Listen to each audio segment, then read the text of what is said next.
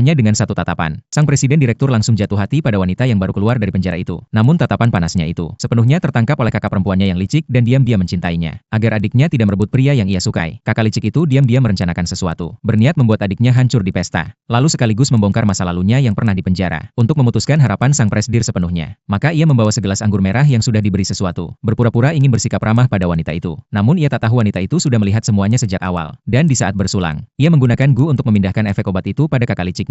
Diam-diam menunggu saat balasan tiba. Karena wanita di depannya ini, sudah bukan lagi adik penurut yang bisa dibantai sesuka hati, melainkan tabib suci yang menyeberang dari zaman kuno. Sedangkan pemilik tubuh ini dulu karena orang tua pilih kasih, mau menggantikan kakaknya yang tabrak lari untuk dipenjara. Di dalam penjara ia dianiaya hingga mati oleh para preman. Namun jiwa tabib suci yang masuk ke tubuh ini mana bisa terima hinaan itu. Ia langsung menekan si preman keranjang, memukul dan menendang tanpa ampun, membuat semua orang terkejut, dan ia pun menjadi pemimpin di penjara itu. Namun dendam tubuh ini masih mengingat siksaan dari keluarga selama bertahun-tahun, bahkan sejak lahir. Ia hanya dijadikan kantong darah berjalan untuk kakak yang anemia. Kini karena ia sudah masuk ke tubuh ini, ia takkan membiarkan dirinya dibuli lagi. Dengan penuh amarah ia melangkah keluar dari penjara. Tak disangka baru keluar, ia langsung bertemu ibu dan kakak liciknya. Ibu berpura-pura berkata ingin memberi ganti rugi padanya. Namun ia hanya tersenyum sinis dan menepis tangan sang ibu, memintanya jangan menyentuhnya. Lalu naik ke motor sahabat satu sel penjaranya dan pergi. Tak lama kemudian ia bertemu seorang pelindung yang sangat berkuasa. Kakak sahabatnya seorang pewaris terkaya. Namun karena menderita penyakit mematikan usianya tak lama lagi, dan ia juga terkena penyakit aneh. Setiap malam akan menggonggong 10 kali seperti anjing. Bahkan tabib terkenal pun tak bisa berbuat apa-apa. Mengaku sudah 50 tahun mengobati belum pernah lihat gejala aneh seperti ini. Saat sang tabib dan ibu presdir bingung harus bagaimana, terdengar suara seruling wanita itu dari halaman belakang. Bunyi yang jernih dan merdu. Sekejap membuat presdir yang gelisah jadi tenang. Wanita itu langsung tahu gejala presdir sama sekali bukan penyakit, melainkan karena terkena gu. Ia pun menggunakan teknik akupuntur kuno untuk menahan racun gu itu, meski untuk sementara pulih. Namun jika dalam 3 bulan tak menemukan induk gu dari pelakunya, ia tetap akan mati mengenaskan. Sang nyonya besar langsung mengeluarkan uang 5 juta sebagai biaya pengobatan. Wanita itu tentu menerima dewa uang ini untuk memancing pelaku sebenarnya keluar. Mereka harus pura-pura menjadi pasangan, pamer kemesraan gila-gilaan di depan orang lain, agar musuh mengira gu sudah dipindahkan, sehingga lengah dan menunjukkan celah. Begitu masuk kantor wanita itu langsung mengeluarkan seekor serangga pelacak, agar cepat menemukan orang yang dicurigai. Lalu tanpa peduli tatapan semua orang, ia langsung duduk di pangkuan presdir, hingga membuat sang presdir hampir kena serangan jantung. Namun serangga pelacak tidak menemukan pelaku di sana. Maka mereka memutuskan malam ini di pesta akan menyelidiki lagi. Tak disangka kakak liciknya juga ada di pesta. Ia pun berniat membalas dendam untuk pemilik tubuh asli. Kakak licik itu langsung memberikan segelas minuman yang sudah dicampur obat padanya. Dan meski tahu kakaknya sudah berbuat sesuatu di gelas itu, ia tetap tanpa ekspresi bersiap meminumnya. Melihat itu kakak liciknya sangat puas. Namun tak tahu saat bersulang, gu itu sudah masuk ke tubuhnya sendiri. Saat mereka meletakkan gelas, sahabat kakak licik langsung menuduh wanita itu narapidana kerja paksa, tidak pantas berada di sini, lalu hendak membawanya pergi. Namun ia langsung melawan. Kakak licik demi menjatuhkan adiknya, meminta sahabatnya memanfaatkan bekas tusukan jarum di tangannya untuk memfitnah adiknya hidupnya kotor, bahkan mengidap penyakit menjijikan. Namun wanita itu sudah bukan adik yang bisa dibuli.